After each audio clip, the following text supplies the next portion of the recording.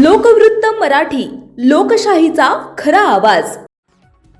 आरक्षण उपवर्गीकरणाविरोधात शिंदखेड्यात भव्य मोर्चा, शेकडो समाज बांधवांचा उत्स्फूर्त सहभाग. शिंदखेडा शहरात अनुसूचित जातीच्या आरक्षणाच्या उपवर्गीकरणाच्या निर्णयाविरोधात आज भव्य मोर्चा काढण्यात आला. आरक्षण उपवर्गीकरण विरोधी समिती शिंदखेडा यांच्या वतीनं आयोजित या मोर्चात तालुक्यासह परिसरातील शेकडो समाज बांधवांनी उत्स्फूर्त सहभाग घेत शासनाच्या निर्णयाचा निषेध केला.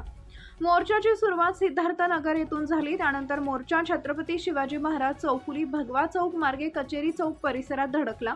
तिथं मोर्चाचं रूपांतर जाहीर सभेत झालं. यानंतर राज्यपालांच्या नावे तयार करण्यात आलेलं निवेदन देण्यात आले. सदर निवेदन शिंदखेडा तहसीलदार नितीन देवरे यांनी स्वीकारले. यावेळी तहसीलदार नितीन देवरे यांनी आंदोलनकर्त्यांना संबोधित करत आपले निवेदन आणि मांडलेलं म्हणणे तातडीनं महाराष्ट्राचे राज्यपाल यांच्यापर्यंत पोहोचवण्यात येईल असं आश्वासन दिले. सदर निवेदनात नमूद करण्यात आलंय की भारताच्या संविधानानं अनुसूचित जातींना समान हक्क व सामाजिक न्याय दिलाय. सर्वोच्च न्यायालयाच्या निकालाचा आधार घेत महाराष्ट्र शासनानं अनुसूचित जातीमधील 59 जातींचं उपवर्गीकरण करण्याचा निर्णय घेतला असला तरी हा निर्णय बंधनकारक नसून राज्याला केवळ अधिकार देणारा आहे. त्यामुळे हा निर्णय रद्द करून अनुसूचित जातींच्या आरक्षणात कोणताही भेदभाव करू नये अशी मागणी करण्यात आली आहे. शासनानं हा निर्णय तातडीनं मागे घ्यावा, अन्यथा राज्यभर तीव्र लोक आंदोलन छेडण्याचा इशाराही निवेदनातून देण्यात आलाय. मोर्चात Bigg Boss fame reel star Divya Shinde यांची विशेष उपस्थिती होती. तसेच नगराध्यक्षा कलावतीताई माळी, नगरसेवक दीपक माळी आणि नगरसेविका कमलताई पाटोळे यांनीही उपस्थित राहून आंदोलनाला पाठिंबा दर्शवला. सभेला राहुल पाटोळे, दीपक अहिरे आणि Bigg Boss fame reel star Divya Shinde यांनी संबोधित केले. वक्त्यांनी अनुसूचित जातींमधील 59 जातींच्या उपवर्गीकरणाच्या निर्णयास तीव्र विरोध दर्शवत शासनानं हा निर्णय तातडीनं मागे घ्यावा अशी मागणी केली आहे. मोर्चा दरम्यान कायदा व सुव्यवस्था अबाधित राहावी यासाठी पोलीस निरीक्षक मयूर भांबरे यांच्या नेतृत्वाखाली चोख पोलीस बंदोबस्त ठेवण्यात आला होता. मुख्य संपादक भूषण पवार, लोकवृत्त मराठी न्यूज, शिंदखेडा. नाही आणि शिक्षित झाले नाही तर तुम्ही कुठपर्यंत तुम्ही तुमचा समाज नेऊन ठेवणार आहात. आणि सगळ्यांना विनंती आहे की आपल्याला तहसीलदार साहेबांना निवेदन द्यायचं आहे आणि आपले समाज बांधव इथे 2 शब्द बोलणार आहेत. त्यासाठी जर आमचा बाप आहे B.R. आंबेडकर, तर या देशाची जबाबदारी आहे सत्ता पलट करण्याची. ज्यावेळेस या आंबेडकरी समाजाला छेडण्याचा प्रयत्न करणार, आम्हाला रस्त्यावर उतरवलं तुम्ही. आमच्या 70 वर्षाची महिला जेव्हा डॉक्टर बाबासाहेब आंबेडकरांना दिलेला आम्हाला डोस जेव्हा चालत होती तर आम्हाला स्वाभिमान वाटत या हा तुमचा आहे डॉक्टर बाबासाहेब दिलेला. म्हणून तुम्ही आमच्या म्हाताऱ्या बाळापासून तर छोट्या बालकापासून आम्ही रस्त्यावर उतरलो ना, तर तुम्हाला रस्त्यावर आणल्याशिवाय राहणार नाही. फडणवीस साहेब, तुम्ही काय सांगता? सुप्रीम कोर्टाचा आदेश आहे. सुप्रीम कोर्टाच्या आदेशात तुम्हाला नाही करायला सांगता. फक्त महाराष्ट्रामध्ये सांगितलं, इतर राज्यामध्ये नाही सांगितलं. पण देवेंद्र फडणवीस साहेब, तुम्ही चुकीच्या जमाती सोबत मंगा घेऊन घेतलेला आहे. ही आंबेडकरी जनता सत्ता परिवर्तनामध्ये विश्वास ठेवते. लोकसभा आठवण असेल, ही आत्ताची गेलेली लोकसभा, ज्या वेळेस दलित माणूस, बौद्ध माणूस रस्त्यावर उतरला आणि संविधानाच्या धोक्यात आहे. या महाराष्ट्राला सांगितलं खासदार 35 गेले 35. म्हणून या सत्ता पलट करण्यासाठी आंबेडकरी जनता तत्पर आहे. म्हणून देवेंद्र फडणवीस साहेब, तुम्ही आमच्यात भांडण लावण्याचा प्रयत्न केला, आम्ही तुमचा जाहीर निषेध करतो. तुमची सरकारचा जाहीर निषेध करतो. थांबतो. जय भीम. एक गोष्ट लक्षात घ्या, खूप सिंपल आणि साधं गणित मी तुम्हाला समजावून सांगते.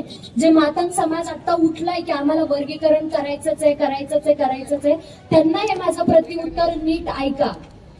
महाराष्ट्र शासनाने तुम्हाला 13% आरक्षण दिले आणि सेंट्रल मध्ये तुम्हाला 15% आरक्षण आहे. आता 15% आरक्षण तर समजून घ्या, तुम्हाला 15 जागा आहेत समजा.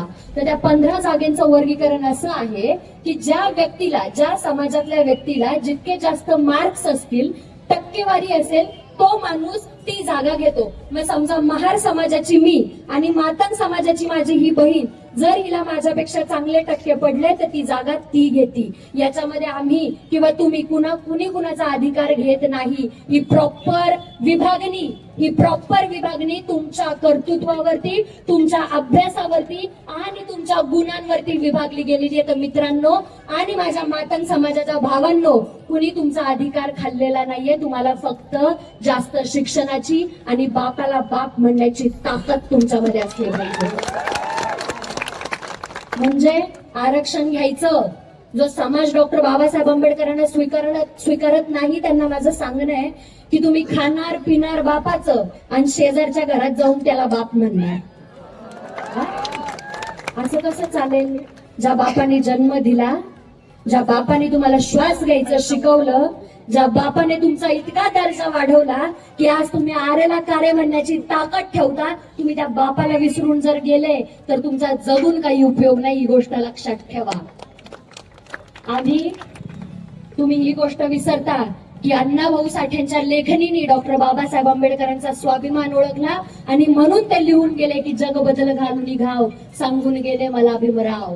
अरे या गोष्टींचा अर्थ जर तुम्हाला कळला असता तर तुम्ही छाती ठोकून महार समाजाचा मोठा भाऊ म्हणून मांग समाज आज या आंदोलनामध्ये सहभागी झाला असता. 4 कुत्रे सत्तेमध्ये भुकणारे जे स्वतःच बापाला, आमच्या बापाला बाप म्हणतात, वेळे काळेनुसार बाप बदलतात, ते तुम्हाला काय सांगतील बापाची व्याख्या करायला? अरे या उन्हात तानात पावसात तो झेंडा नेहमी तुमच्या सोबत उभा राहिलाय, नेहमी त्याने तुमची साथ दिली. तुम्हाला जर डॉक्टर बाबासाहेब आंबेडकर कळले असते तर तुम्ही अशा भंगार लोकांना निवडून सत्तेमध्ये बसवलं नसतं आणि आज तुम्हाला रस्त्यावरती उतरायची गरज पडली नसती. एक मताचा अधिकार राजाला रंक आणि रंकाला राजा बनवायची ताकद ठेवतो.